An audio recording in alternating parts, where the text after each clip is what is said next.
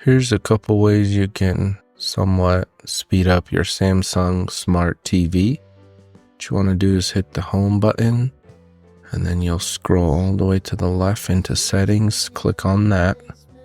Once you're in this menu, you're going to scroll down to the support tab, and then from there you will go on to device care. You'll click on that. This will essentially work every time, like maybe every couple weeks. You can run this to optimize the TV and from apps running in the background.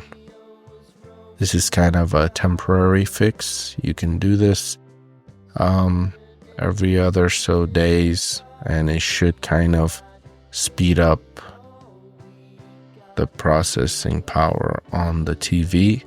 Or there's another method you can do, and that's the Samsung TV Plus.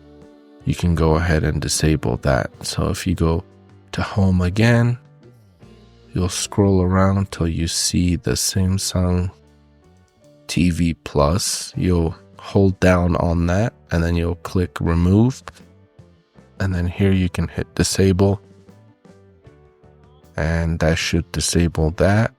And then you should notice a significant difference.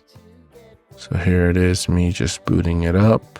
And I will say that it does lag a little bit less.